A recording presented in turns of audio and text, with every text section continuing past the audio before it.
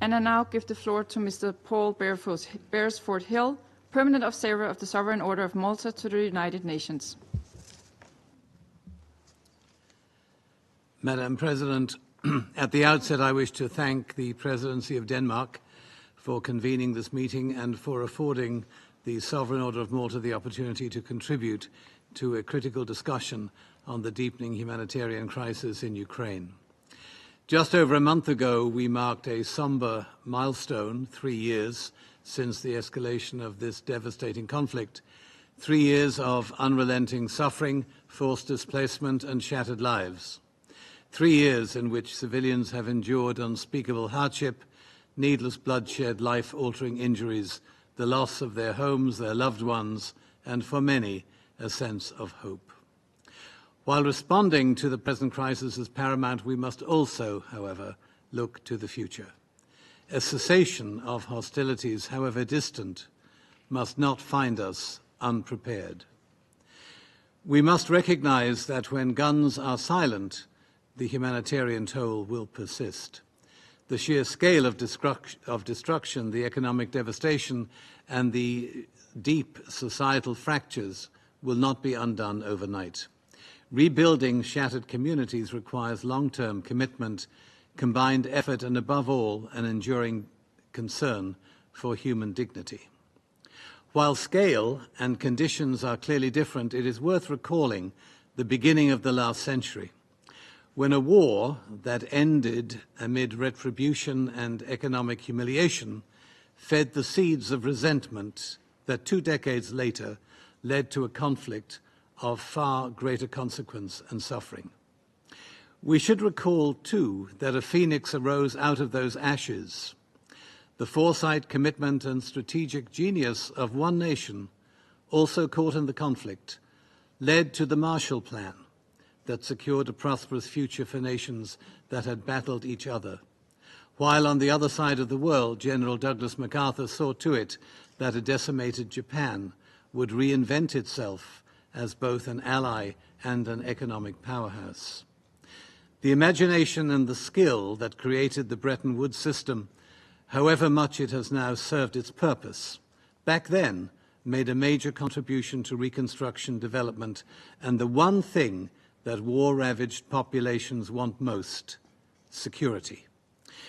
It is not too much to ask that we invoke a similar inspirational spirit of reconciliation when we consider a future Ukraine, when artillery no longer dots the landscape and drones are used for peaceful purposes. Madam President, in addressing the transcending humanitarian concerns of the Ukrainian people, the Sovereign Order of Malta wishes to highlight 6 key areas that we believe must be prioritized, drawing from the first-hand experience of our operational staff, both Ukrainians and volunteers from other countries, numbering over 40,000, who have been working on the ground in Ukraine over the past 3 years. Firstly, psychological support for those affected by war-related trauma must be both comprehensive and accessible. The invisible wounds of conflict, particularly among children and young adults, will endure long after the fighting subsides. Without sustained intervention, these scars risk becoming lasting barriers to healing, social cohesion, and stability. And those children, taken from their homes in the Ukraine, must be returned to their families. To do anything other than that would be absolutely inhumane. Second, the restoration of Ukraine's healthcare system is of paramount importance, requiring not only the reconstruction and effective operation of medical facilities, but also the guaranteed availability of medicines, supplies, and support. The creation of a network of national emergency storage centers, according to our colleagues in Ukraine, will be vital to ensuring that those in need, whether urgent or routine care, receive timely and adequate treatment. Thirdly, the extensive destruction of homes and civilian infrastructure demands a coordinated and sustained rebuilding effort. Beyond simply restoring houses, we must facilitate the safe and dignified return of displaced families. Millions of them. This necessitates urban development plans that prioritize sustainability, accessibility, and long-term resilience. Essential services, electricity, water, transportation, must be fully reinstated to ensure communities can function and thrive. Fourth, the land must be restored, made habitable, and it must be protected. The detritus of war must be cleared away. Destroyed, damaged military vehicles, ammunition still littering the fields, and of paramount importance, the danger of landmines must all be addressed. The international community must double its efforts to ensure the safety of nuclear installations, to prevent contamination and the dangers that arrive through poor maintenance and deliberate damage. The implications of this cannot be stressed enough, because they impact not only the health and welfare of Ukraine and Russia, but also neighboring countries. And fifthly, food and water security must be urgently addressed. Immediate humanitarian interventions are needed to ensure and restore reliable access to basic necessities, particularly in rural areas. At the same time, strategic efforts must be undertaken to revitalize Ukraine's agricultural sector, a cornerstone of its economic recovery and social stability.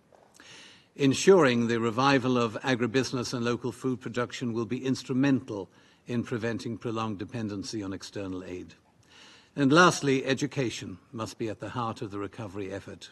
Schools are not merely places of learning, they are pillars of normalcy, of hope, and are the foundation of a better future.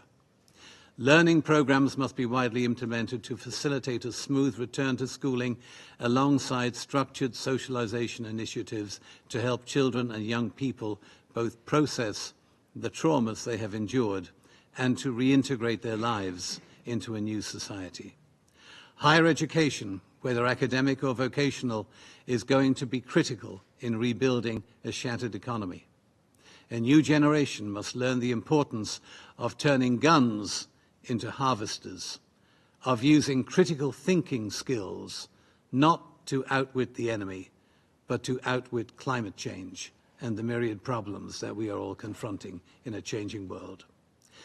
Madam President, in closing, the reality is that these measures represent only a small fraction of what is needed. The humanitarian toll on all sides in this war is vast, and the road to recovery will be long, and neither will it be easy.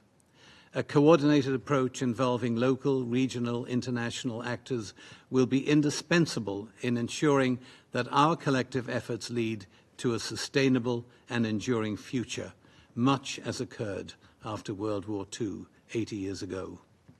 As we reflect on the path ahead, let us recall the words of Pope Francis. At a vigil for prayer for peace in 2013, he said this: "Can we get out of this spiral of sorrow and death? Can we once more walk and live in the ways of peace? I would like for each one of us, from the least to the greatest, including those who are called to govern nations, to respond in one voice: yes, we want peace." Let that be our commitment today. Thank you.